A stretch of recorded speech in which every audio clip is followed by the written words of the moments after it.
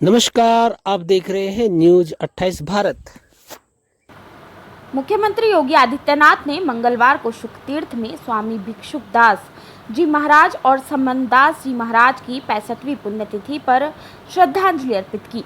इस अवसर पर उन्होंने शुक्रतीर्थ को भागवत भूमि बताते हुए इसके आध्यात्मिक और सांस्कृतिक महत्व को रेखांकित किया।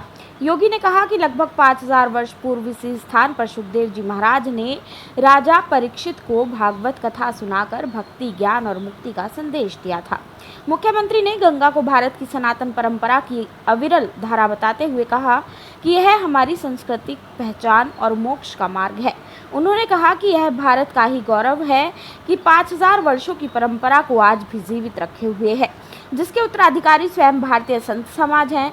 योगी आदित्यनाथ ने घोषणा की कि अगली बार समनदास आश्रम के सामने संत समनदास जी महाराज और सतगुरु रविदास जी की स्मृति में घाट का निर्माण, सड़कों का चौड़ीकरण, पार्किंग, सौंदर्यकरण और सत्संग सभागार का निर्माण कराया जाएगा ताकि श्रद्धालुओं को किसी प्रकार की असुविधा ना हो।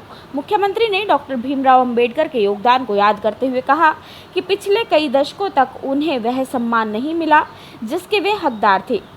उन्होंने बताया कि प्रधानमंत्री नरेंद्र मोदी न सिर्फ पंचतीर्थों का निर्माण किया बल्कि 26 नवंबर को संविधान दिवस के रूप में घोषित कर बाबा साहेब को उचित सम्मान दिया। सीएम योगी ने कहा कि स्वामी भिक्षुकदास और समनदास जी महाराज ने संत रविदास जी के मिशन को आगे बढ़ाया। सरकार की गरीब कल्याण योजनाएं और सामाजिक परिवर्तन इसी प्रेरणा से संभव हो पाए हैं। कार्यक्रम में प्रमुख संतों व गणमान्य व्यक्तियों में महंत गोवर्धन दास जी महाराज, स्वामी उमानंद, निर्मल दास, गुरुदीप गिरी, सांसद चंदन चौहान, मंत्री अनिल कुमार, कपिल देव अग्रवाल, सोमेंद्र तोमर, पूर्व सांसद संजीव बालियान, विधायक राजपाल बालियान, वंदना वर्मा, मिथिलेश पाल व विक्रम सैनी आदि शामिल थे। घाट का निर्माण हम लोग कार्य करके पूरा करते हैं।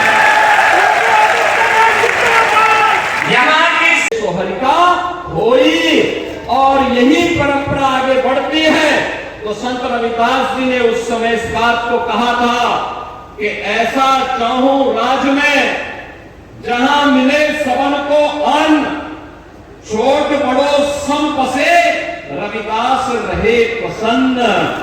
बहनों और भाइयों, कितनी दिव्य वाणी है, कितनी दिव्य वाणी है सदगुरु रविदास जी महाराज की।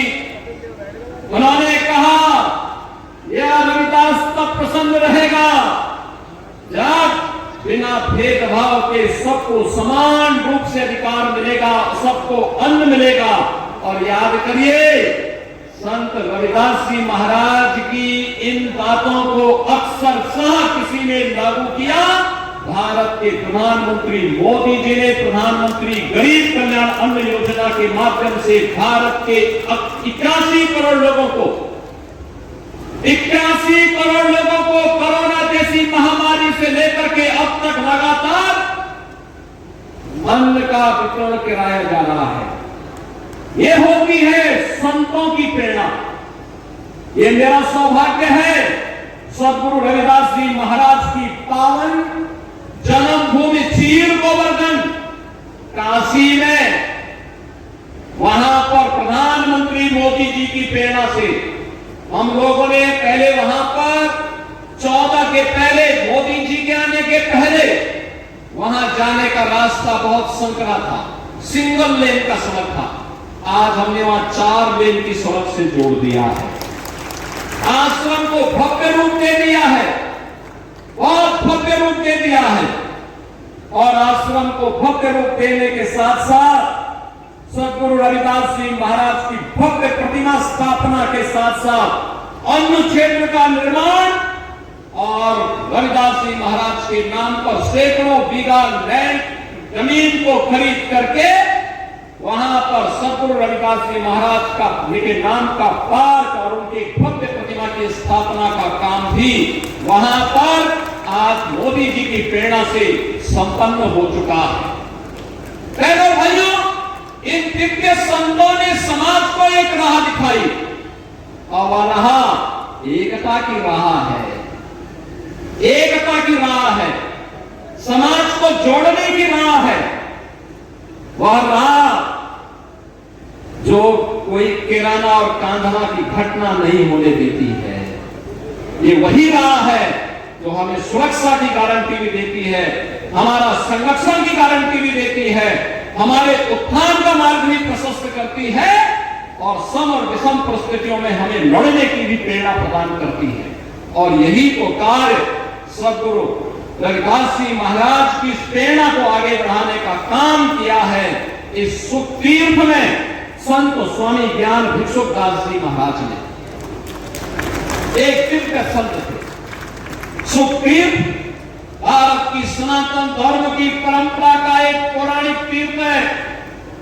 आज से नहीं, ये भागवत भूमि है। 5000 वर्ष पहले सुखदेव जी महाराज ने राजा परीक्षित को पहली भागवत की कथा इसी धाम पे सुना करके उन्हें मुक्ति का मार्ग प्रशस्त करने के लिए जीवन में भक्ति का, ज्ञान का और मुक्ति का क्या महत्व हो सकता है, इसकी प्रेरणा इसी पावन धाम ने कराया था। याद करिए, मां गंगा भारत की सनातन धर्म की परंपरा की एक अविरल और अग्रस धारा है, जो सम और विषम परिस्थितियों में हम सबको उद्धार का मार्ग प्रशस्त करती है। हम कैसे मां गंगा को भूल सकते हैं? हम कैसे सुख तीर्थ को भूल सकते हैं? और याद करिए, ये 5000 साल पहले इसी तीर्थ में ये सब घटनाक्रम घटित होता है।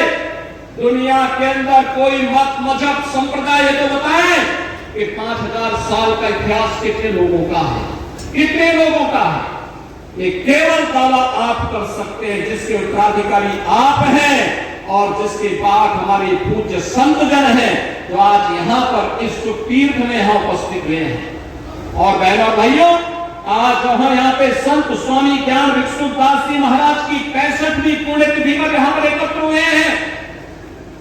मैं उनकी स्मृतियों को नमन करता हूँ, उन्हें विनम्र श्रद्धांजलि अर्पित करता हूँ।